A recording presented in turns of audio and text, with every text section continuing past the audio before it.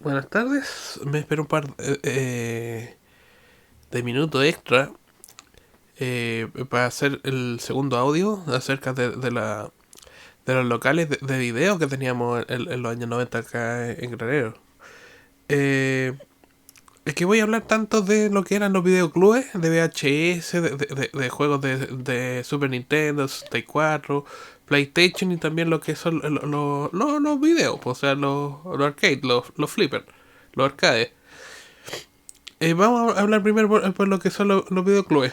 Ya, el primer, digamos, local que hubo fue el Videoclub Víctor, que estaba al frente del supermercado de los Amet, este supermercado que prácticamente no tenía luz, que estaba en la calle Arturo Prat. Voy a bajar un poco el volumen porque rebota mucho en lo que es el retorno de lo que es la monitorización del audio. Ya. Entonces, al frente del supermercado de los Ahmed está Ahmed, realmente, porque era medio árabe. Y está en las calles de Avenida La Compañía, que es la avenida central de la comuna, junto con Arturo Prat. En la vuelta de la esquina está antiguamente el local. Era una casa dentro donde tenían, digamos, las estanterías bien ordenadas, pero era más como, más de carácter como de arriendo de películas como, más como plan familiar, más que de carácter de cine de acción, entre otros. Porque previo a 1994 mucho del interés por parte de la gente, por lo menos de estar comprando, digamos, los equipos de reproducción de videos, los VHS, más provenían de las demandas de los hijos, de las familias, porque los otros compañeros tenían o el colegio tenía. Tal como en similar cuestiones ahora, no sé, con las plataformas, pero es menos. Y las plataformas, claro, dependen de una conexión a internet, o sea, sino que serían, digamos, con plataformas, digamos, de televisión por internet. Ahora. Pero antes era inexistente. Quizás porque el medio más directo que había previo, quizás a ese tiempo, era la programación de las películas que ocurrían en el cine. Y estas están en cartelera en el cine por, digamos, un promedio. Si que la película era decente, 2 semanas. Está en la rotación por los horarios. Y si era un super éxito, iba a estar 2 meses. Así era la programación, por lo menos hasta el año 97. Antes que aparecieran las salas individuales, tipo Cinemark, eh, tipo Hoyts, así como la sala americana, sino que había una sola sala donde era el teatro, donde esta película iban a dar una semana, o dos, o si que era un éxito, un mes.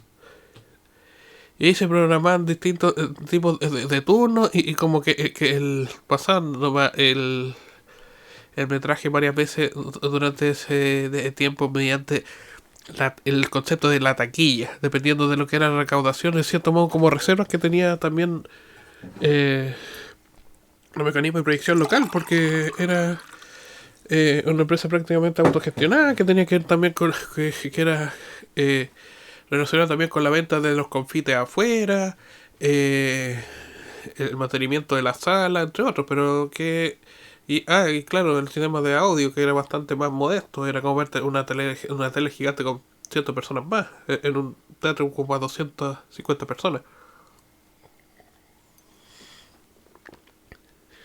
Es distinto a lo que tuvimos, se tuvo después. Y era como la sala de proyección de la ciudad. Si eso es lo que ocurría.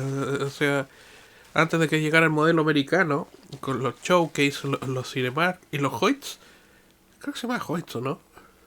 No, pero no ha llegado, en ese tiempo no existían todavía en Cinépolis, que era la cosa esta. Bueno, pero era Hoyts y Cinemark, las dos empresas grandes americanas, bueno, de modelo americano que llegaron, pero eran administradas por connacionales. Pero antes que eso estaban estos teatros, por lo menos regionales, que existían así como para proyección de películas, de cine, pero la clásica.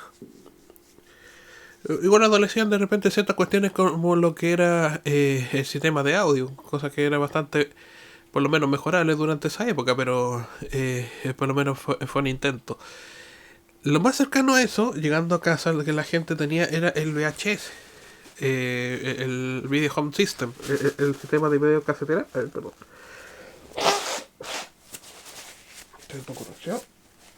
Estaba un poco resfriado durante varios días. Así que, por lo menos, el sistema que la gente tenía en ese respecto era la videocasetera, que era lo más cercano a la experiencia del cine, porque el cine más dependía de lo que eran las fechas y los turnos de repente.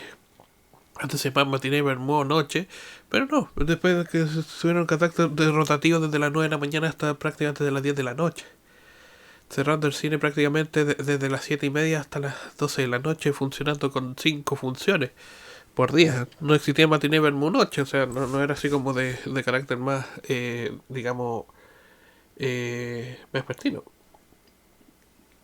Era diurno completo.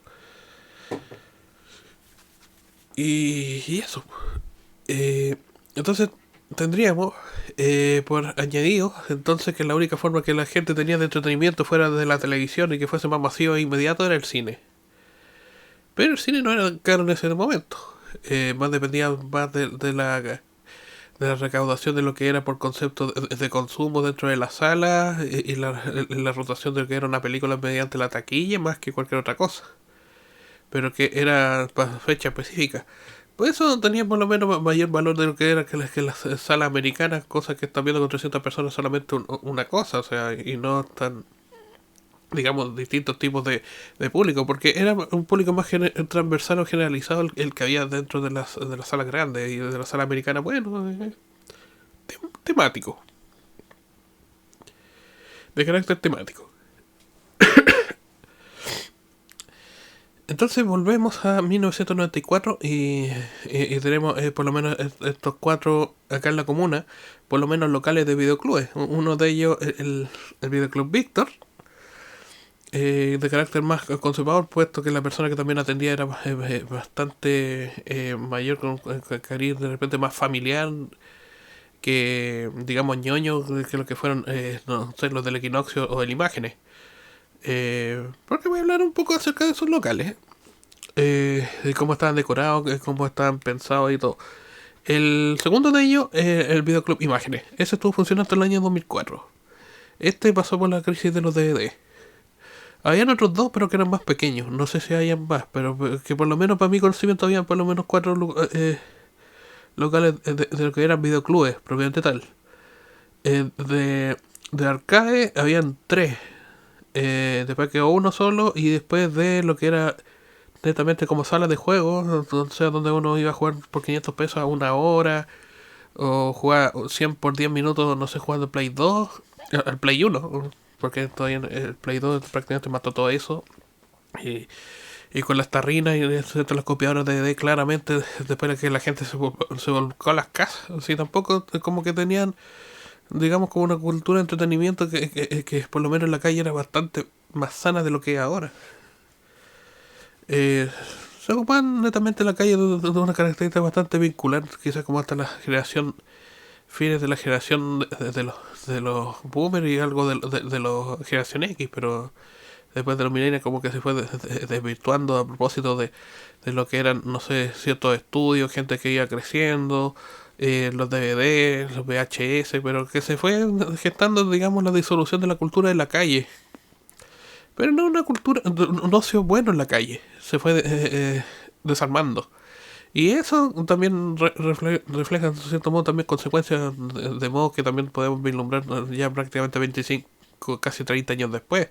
Cómo se fue vislumbrando el desarme de lo que fue el ocio de calle, despersonalizando la calle, si eso es lo que ocurre.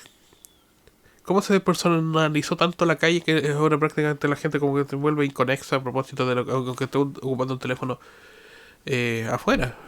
No es lo mismo, no es lo mismo. Es que antes había por lo menos conciencia, por lo menos de lo que ocurría en la calle, que era total. Y gracias a los teléfonos como que la gente se iba hueonando. Sí, sí, hay que ser directo, sí, hay que ser medio directo con lo que se tratan ciertas cosas y ciertas dificultades generacionales o dificultades más o menos idiosincráticas que el país ha estado pasando durante casi 30 años. Hay que darle una buena vuelta. Ya. Sobre Videoclub, el segundo de las imágenes, el más emblemático de todos. Este funcionó entre el 91 y el 2004, duró 13 años. O un poco antes. Yo creo que fines de los 90, fines del año 1990. Ahí está el Raúl y el Marco y un par más que después se juntó. Era como el team ñoño del pueblo. Tenían decorados de Star Wars, tenían cascos de Darth Vader, tenían una nave de los Klingon, tenían un buen catálogo de juego en principio. Claro, la estrella de la época era claramente Mortal Kombat, más que Street Fighter. Es que Street Fighter era el favorito de los cabros que están jugando en los arcades, en las recreativas. Imagínate, años 91, 92, 93. Hasta que sale Mortal Kombat 2. Pero el Street Fighter durante ese tiempo, hasta el 94 ya se pone de Mortal Kombat 2 y el Street Fighter es como el rey en los arcades. Mientras que los cabros más chicos estamos jugando Super Nintendo.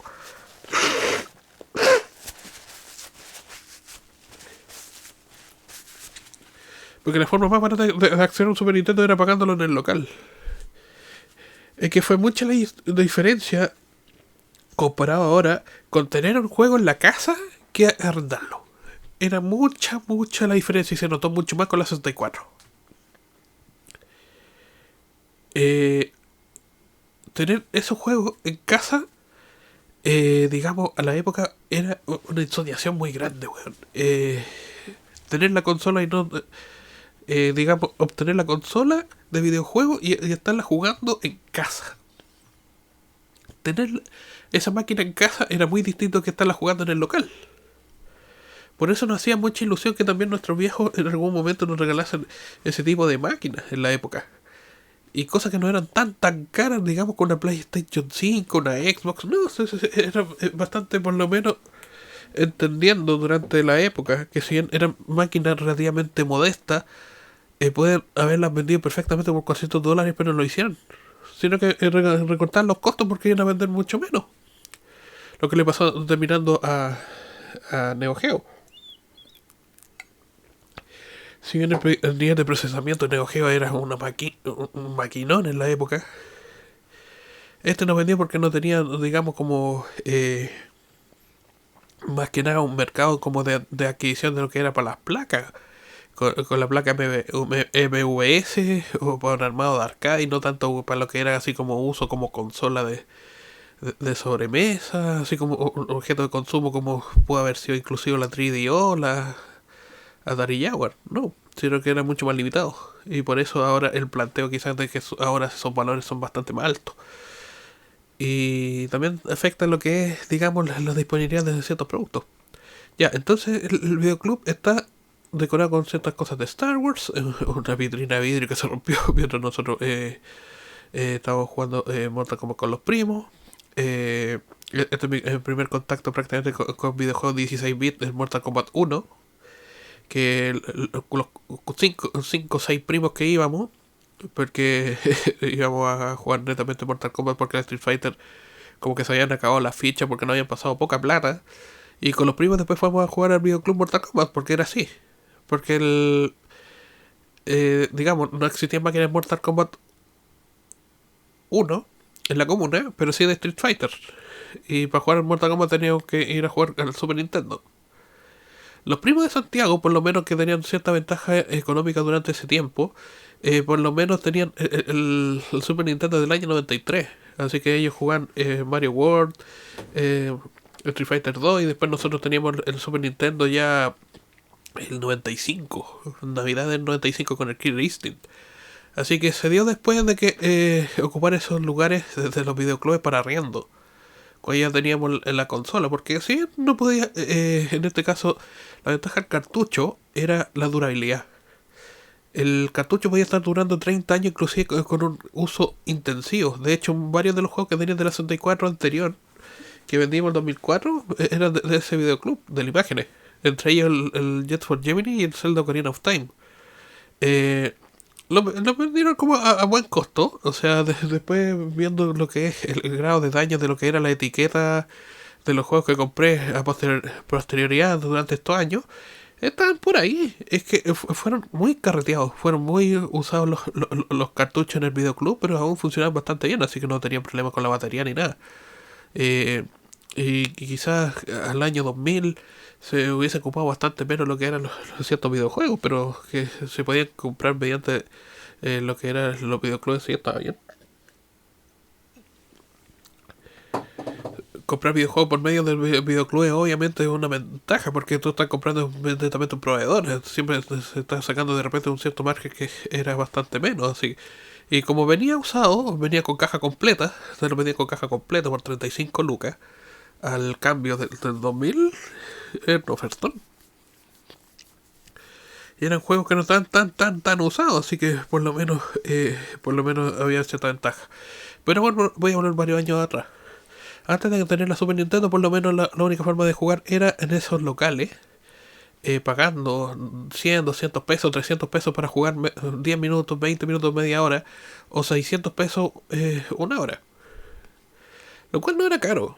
O sea, si se queda bueno a jugar de repente 2 veces por semana, sí iba a ser caro, pero cuando se trataba de repente de juegos, no sé, una vez por mes, obviamente no era tan caro sacando las cuentas. Es que nos hacía bastante emoción, por lo menos, tener esa máquina en casa y tenerla en la casa, porque la sensación de comprar las que nos regalan las cosas cuando niños, especialmente lo que era máquinas de juego avanzada como el Super Nintendo, la 64, era, digamos, como la mayor expresión, digamos, de lo que podía tener un chiquillo de 10, 12 años en la época. Y afortunadamente tuvimos una buena infancia, sí, hay que reconocerlo.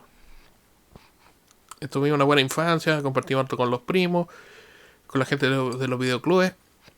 Bueno, ahí en el perfil de la gente del videoclub, especialmente en la imagen, está el Raúl, que era el dueño del local, y el Marco, que era el ayudante, y otros dos, tres más que eran como los amigos que estaban de repente así como, digamos, como cuidando el puesto. Y este local funcionaba prácticamente hasta las 12 de la noche. Bueno, Chile era bastante seguro en esa época. Lo más que había, no sé, era de repente delincuencia en un pato malo con una cuchilla. A lo más. O sea, no había ni siquiera un uso premeditado de un arma de fuego como es ahora. Ni siquiera había una inmigración masiva. No había riesgo más allá. O sea, que el pastel andaba con un cuchillo nomás y para contar.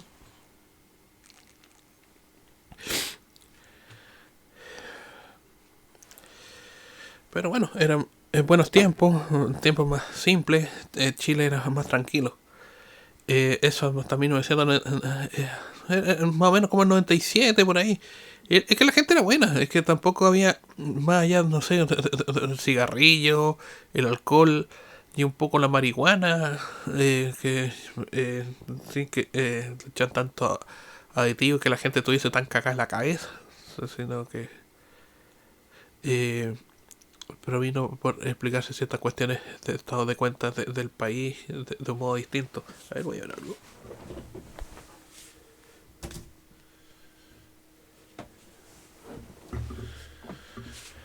Bueno, y también explicarse en cierta medida, en ciertas cuestiones, en cierto como estado de avance de lo que ocurre con la sociedad chilena, quizá como a casi 25 años después. ¿Qué pasó aquí? ¿Qué pasó aquí? O sea que la gente podía andar hasta la madrugada, digamos, hasta como los años, inicios de los años 90, mediados de los años 90, podían andar por la calle con cierta seguridad. Ahora, impensado. Después de las 8 de la noche, como que hay riesgo. O sea, se fue desarmando la cultura de calle, del ocio de calle por la gente común. ¿Cierto lo que fue pasando? También con una consecuencia inadvertida de lo que fueron los cambios. Entonces, tenemos estas personas, especialmente el Raúl y el Marco. El Marco le decíamos nerd. Era como el web que se encargaba netamente de consultar qué tipo de videojuegos comprar, y el Raúl era más como de películas. Él más se encargaba de cuestiones de ser el que habla con los proveedores desde lo que eran los cassettes de VHS y también de la distribución y cuestión de los números que lo hacían mediante un sistema de punto de venta ocupando computador. Imagínate, a finales de los 90 ocupando computador, digamos, creo que el registro de los números en este caso. Después sería lo que puesto por también el otro local, el Equinoccio, pero es que fue distinto. Ahí era un local mucho más chico, no tenía tanta película, sino que tenían anime y los juegos de 64, donde iba a rentar el Turok 2 y lo que eran más los juegos de Nintendo 64 y PlayStation, que eran tiempo después.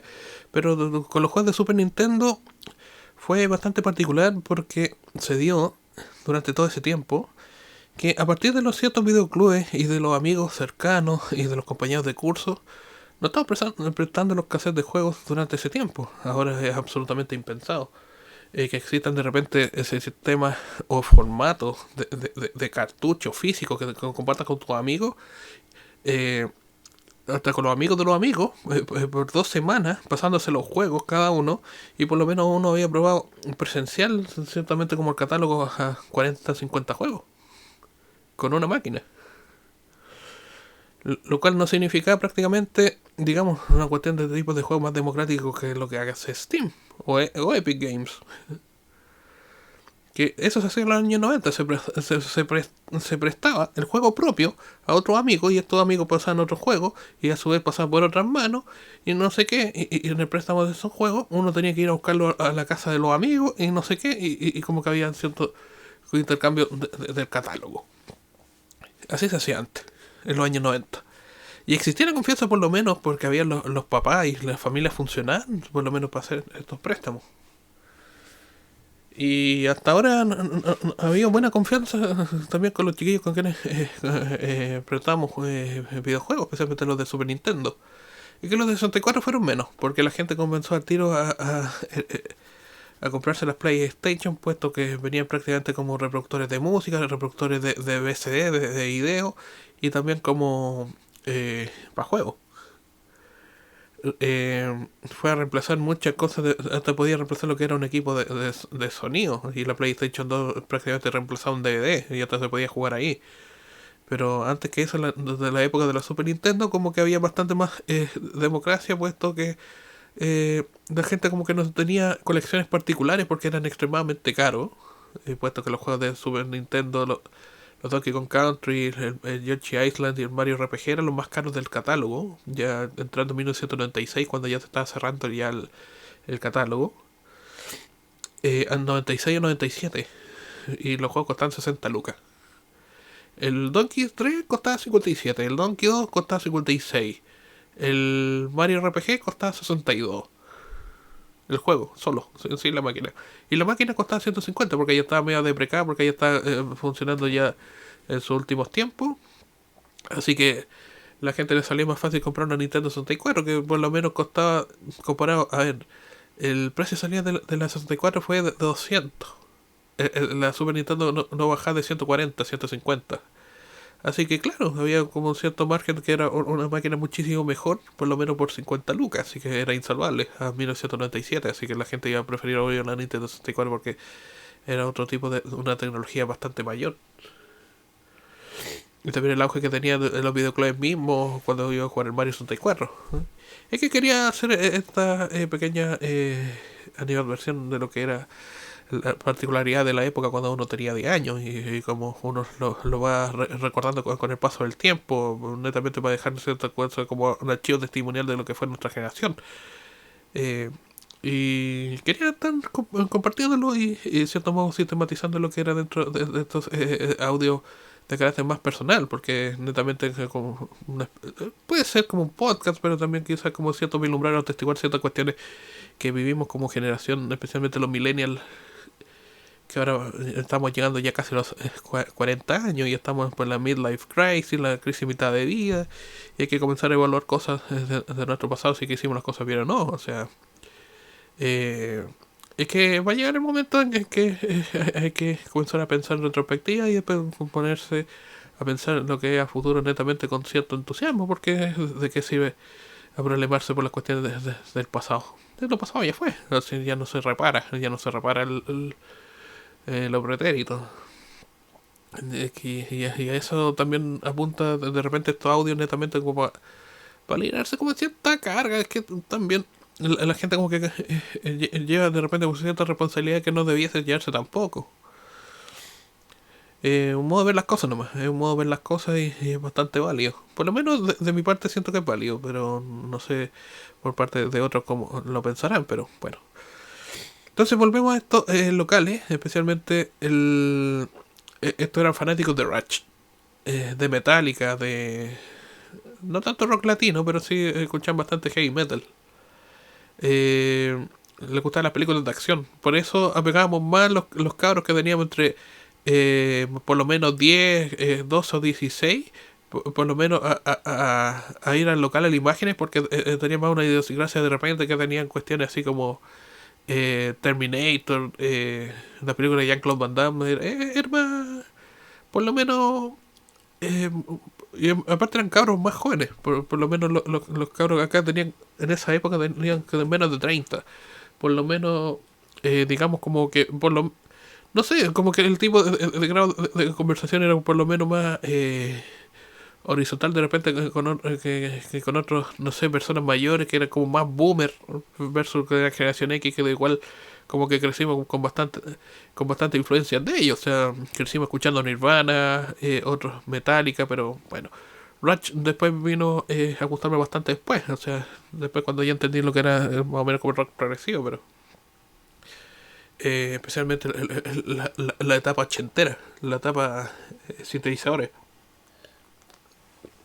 Ah, claro, Hemispheres 2112, entre otros, también. Moving Pictures, La Bella Strangiato, espectacular.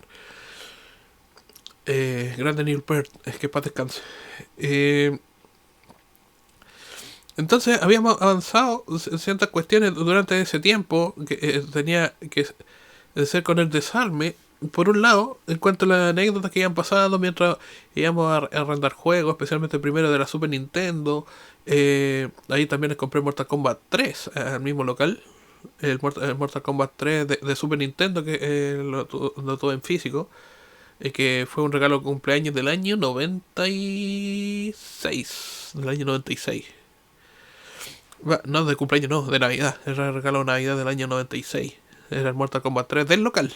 El que ocupábamos para jugar, y ese estuvo prácticamente el tiempo que lo tuve y estaba impecable. Con lo que lo jugaban. Imagínate, con lo que lo jugaban en Mortal Kombat de ahí. El cartucho está ahí en peque. Así, la etiqueta todavía está en bastante buen estado. Hasta la caja. La caja con manuales tenían zip. Ellos vendían los juegos zip a 37 lucas en la época. O sea, y ahora prácticamente están prácticamente a 240. Así que lamento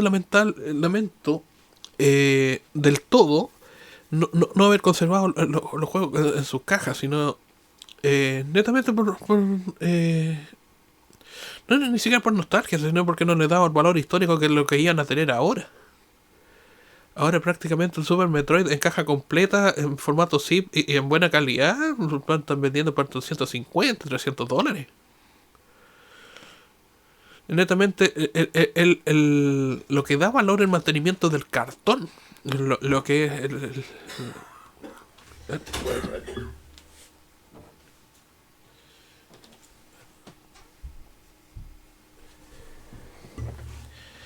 bueno, había que hacer una especie de cambio ahí. Entonces, lo que está agregando valor durante el último tiempo fue el cartón.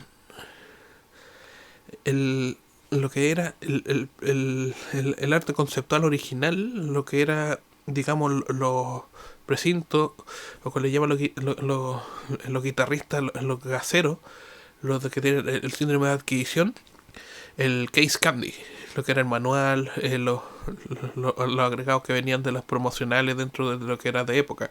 Y eso es lo que va agregando valor de repente a lo que es la caja, el cartón, el arte original.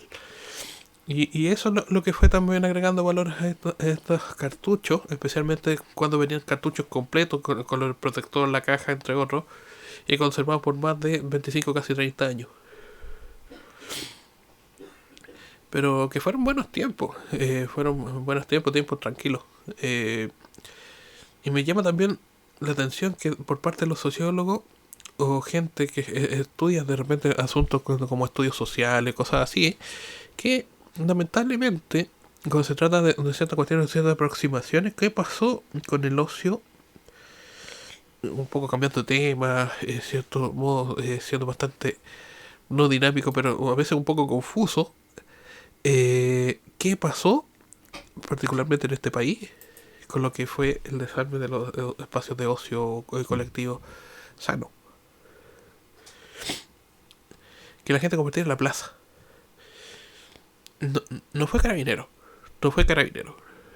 Fue la misma gente, los grupos familiares, la desconfianza, entre otros, lo cual fue cimentando lo que era la cultura de la criminalidad desde la época reggaetón en adelante, pero bueno. Ya, los otros locales, a ver, es que eran bastante menos. El Equinoccio, el mismo sistema que la imagen, un poco más relajado, puesto que no tenían tantas cosas como arriendo de películas VHS y no tenía como rotativo tan grande. Es que eran más como locales como de para ir a jugar, no eran como de arriendo tanto. Allá tenían sí una bonita colección de anime, cuando eran conocidos como Japanimation en los años 90. Anime fue conocido ya en la época de la Chapita, el 2002 en adelante, pero antes que eso se llamaban Japanimation. Porque había una tienda en Santiago que vendían VHS y sonidos hi-fi traídos desde Japón, Sony Muteki, los cuales servían para reproducir por lo que era animación japonesa. Y en el tiempo que era considerado cine animado de lujo. Y no tanto así como entretenimiento otaku. Eh, bueno, pero bueno. Y cuando no era entretenimiento otaku, de repente así como mucho, mucho lejos. Lo que era más los tiempos de oro de la Toei, del 78 al 94. Eso era más o menos lo que había en la época. Conseguir anime era bastante y de calidad, de características de los OVA, porque una cosa era la serie y otra era los OVA. Los OVA por lo menos tenían la particularidad de que eran contenido que no iban a dar en la tele, que era contenido ligeramente más violento, con temáticas más maduras versus lo que era el anime de la tele. Y ahí Toei eran God en la época. Eran poco menos que dioses animadores en la época y ellos como que trajeron ciertas cuestiones. Hasta se podría decir que muchas de las recomendaciones de anime que salieron posteriormente a 1997 fueron gestionadas por Juan Andrés Alfate y el Pera Cuadra en cuanto a recomendaciones. Puesto que armaron un nicho o de repente como de observación o de apreciación de lo que era el cine animado más allá de... Porque prácticamente antes de 1995 ver monito era prácticamente de infantil. Como que no existía el concepto, no sé, que ahora es reconocido como de la novela gráfica, de lo que sea, pero como más allá de la ñoñería, pero es que no existía tampoco eso. O sea, de conocimiento de cómics, de coleccionables. Sentía como que era un hobby inmaduro versus lo que ahora de repente ciertas cuestiones como objetos de colección o ciertas cuestiones como resabio culturales. Yo pienso que acá cuestiones de, digamos, de expresión artística medianamente decente, por lo menos tiene en cierto modo como cierta insolvencia moral en principio que después se va pasando con el paso del tiempo en cuanto existe un cierto como coleccionismo, cierto valor. Pero en cierta medida como que peca de ser limitado, peca de ser limitado por ciertas cuestiones en mercados cerrados de coleccionismo, de acaparamiento, de estanterismo, que son bastante distintos de lo que es la realidad. Eh, no sé cómo tampoco esa gente que se hace las colecciones personales, o en cierto modo como está coleccionando cosas de los años 90, mantiene las cosas 30 años después. Prácticamente tendría que estarla conservando en un baúl y que esté prácticamente intacto a nivel casi priceless 30 años después. Complicado.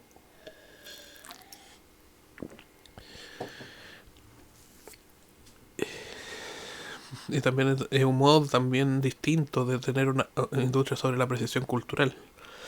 Especialmente de ciertos productos que son bastante necesarios, por lo menos de reconocer como más propios de nuestra idiosincrasia, de nuestra modernidad chilena. Porque la gente lo olvida, la gente lo olvida. La gente acá me acá ese pollo. Solo olvida eso. Y por lo menos conviene de estar recordando dentro de lo que sean estos audios ciertas cuestiones de los años 90, ciertas particularidades que teníamos, quizá la generación que nos antecedió más que nosotros mismos, de cómo ellos tenían cierta medida importancia acerca de lo que era la participación de la juventud.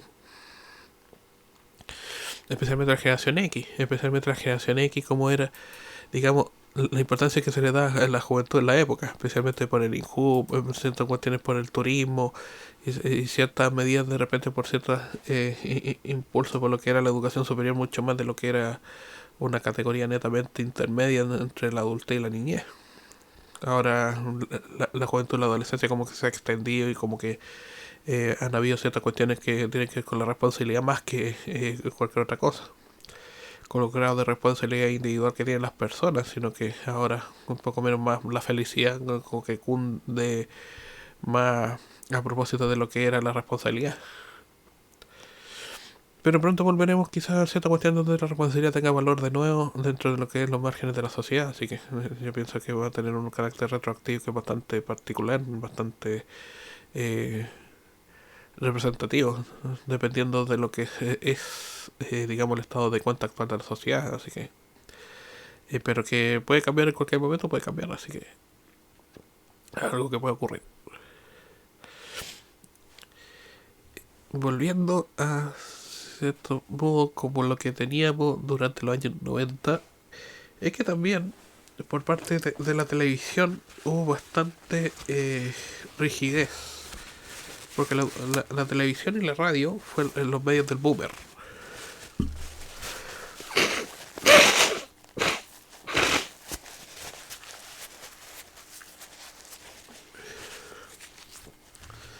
La radio y la televisión fueron los medios del boomer, los medios de comunicación del boomer. El diario menos porque después se puso caro o de repente como que no era tan necesario. Porque la gente leía prácticamente los titulares en el kiosco, no tenía que leerlos, sino que pasaba 3 líneas y chao. Lo hacía a lo práctico, o sea, como que leían el titular tanto de la tercera, el lunes y el Mercurio. La última noticia, la tercera y el Mercurio, y listo. Leían los titulares, un poco aquí, un poco allá, chao. Y están primeramente informados de lo que era el resto del día. ¿Por qué? La cantidad de información era bastante menos. Y la gente vivía despreocupada porque tenían netamente un alcance local. Yo creo que podría volver a ese alcance local producto también de la sobresaturación de la información que hay en internet, sobre todo en las redes sociales o no sé qué, pero yo pienso que volver de repente a lo que era el uso justo de internet, yo pienso que estaría hasta favorable.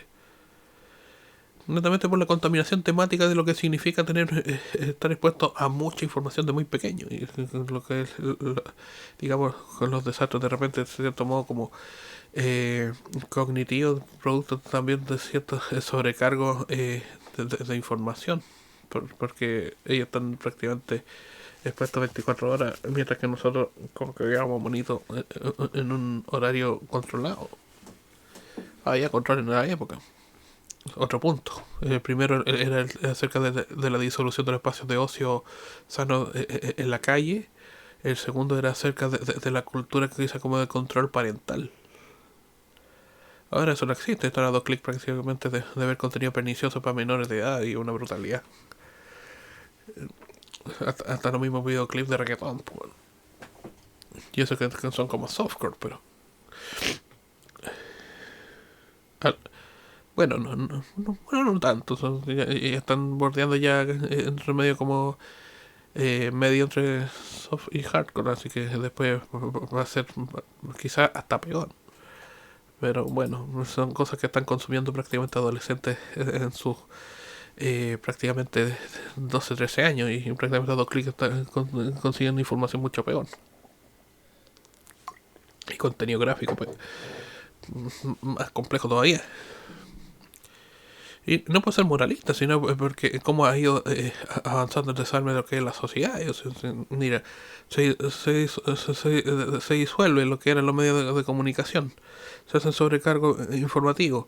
Se empobrecen los medios culturales para las clases bajas. Se desarman los espacios de ocio sano. De ocio comunitario sano que tenía que ver con activismo social que tenía la generación X. Ya no está.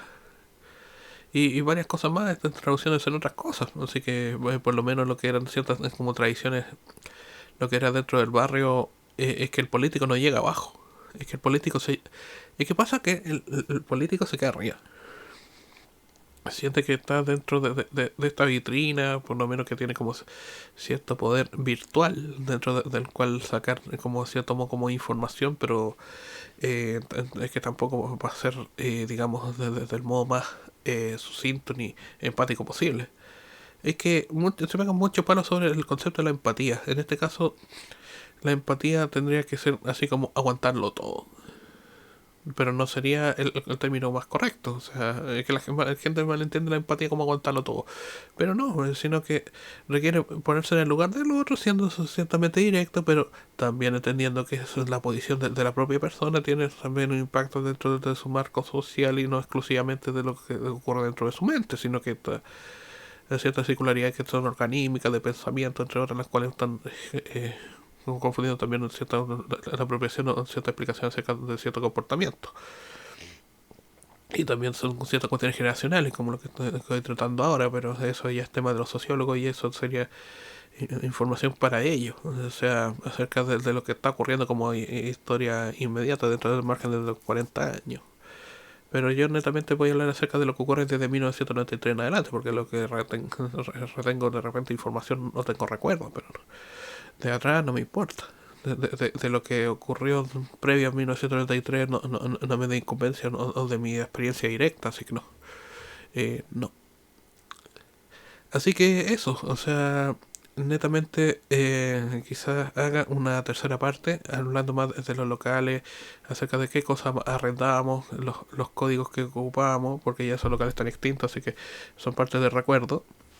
Y qué cosas arrendábamos, ciertas cuestiones, qué tipo de ofertas ofrecían estos videoclubes y los locales, pero para ir contando ciertas cosas, para ir contando ciertas particularidades y ciertas cosas que bueno, para explicar cierto como estado de cuenta sobre el país, o sea, con una mirada como psicosocial. Yo estoy dando una mirada psicosocial. Si alguien quiere dar otra perspectiva acerca de lo que ocurrió aquí en Chile durante los años 90, que lo haga. Por favor, que lo haga. Netamente estoy viendo unas características de lo que ocurrió a nivel de individuos, de lo que estamos dentro de nuestra generación y un poco de los grupos. De lo que ocurre a nivel sociedad, de grupos muchísimo más grandes, ya, o cultura, ya es sociológico y antropológico, pero más allá no me meto. Porque es otro campo de estudios, es otro margen de estudios y otros métodos quizás de revisión de lo que tiene que ver con la investigación social. Ah, y claro, también hablar acerca de lo que era eh, método de investigación social aplicado a política. Porque también voy a hacer un programa acerca de eso, cómo están ocupando el construccionismo social, el frase del lenguaje construir realidades, y cómo se refleja también en el uso instrumental dentro de la política, también vulnerando el principio de no maleficencia científico, imagínate. Ese tipo de manipulación de carácter científico que se está ocupando dentro de lo que es la política formal. Y el republicano, el facho clásico, no conoce una mierda porque no lee, ese es el problema. Pero bueno. Así que pues son adelantos de ciertos temas que voy a estar revisando en adelante. Para estar explicando ciertas cuestiones como ciertos estados de conciencia acerca de lo que está ocurriendo en el país durante los últimos 30 años. Se tomó también para explicar, de repente compartir mi experiencia de lo que es habitar este país durante este tiempo y no abandonar lo que es la responsabilidad generacional, porque hay muchos que se van del país, dicen ya, yo me ato de mano, yo estoy afuera y ustedes arréglensela como puedan. No es así. Porque lo más fácil es escapar y hacerse el loco y hacerse desentendido de que esta cosa está mal. Que el mundo no está, no es bonito, que el mundo no es tan agradable, el mundo no está hecho para ti, no es un sueño. Pero bueno, yo pienso que por lo menos le va a llegar una especie como de efecto resortero a la gente que cree que por lo menos este mundo está hecho para ellos, que es un sueño, no sé qué, pero bueno. Eh, que vino de repente su destino en Europa y ciertas cosas pueden cambiar. Sí, sí, estamos prácticamente de cambio de época. Sí, prácticamente la importancia que tenía Estados Unidos en los años 90 prácticamente ya es irrelevante. En Estados Unidos ya no es un imperio, otro es el imperio. eh, y estamos de cara prácticamente al Pacífico, y el Pacífico va a ser la zona más importante de acá a 25 años, así que existe sociedad, sí que existe sociedad y no queda la cagada, pero bueno. Lo que están los países de cara al Pacífico, Perú, Chile, Estados Unidos, México, Centroamérica, van a ser los más holgados dentro de la región durante los últimos, las próximas décadas, especialmente Perú. Perú es fuerte. Y es un país cohesionado y un país que está funcionando relativamente bien, pese a que cierta relevancia en la clase política, pero Chile, Perú y México, sí, México no sé, porque ahí tienen sus ciertas inquietudes o ciertas cuestiones como quehaceres más domésticos que no se han hecho cargo, pero Perú y Chile van mejor posicionados dentro de lo que es la carrera por el Pacífico. Hasta inclusive Ecuador podría sacar ventaja de lo que es la salida al Pacífico. Colombia también. Pero Ecuador podría dar la sorpresa de lo que sería, digamos, como una especie de subidón mediante el cual sea indistinto, pero bueno, es cierta particularidad de los pueblos, pero bueno, es más idiosincrático y más local, porque no se puede realmente como estar vislumbrando de repente una cuestión regional, puesto que tanto en Argentina, en Chile y en Perú pensamos distinto y mucho más lo que son Colombia y Ecuador, ¿no? O sea que son características de pueblos un poco más mixtos que nosotros, o cierto modo como más tradicionalistas o más coloniales, pero bueno, son expresiones netamente locales nomás, pero bueno, y no sabría tampoco describirlas porque absolutamente son propias y consideradas por los que habitan esa comunidad, así que es más amplio. Ya, lo dejaré hasta aquí y voy a continuar mañana con otro audio. Muchas gracias. Hasta luego.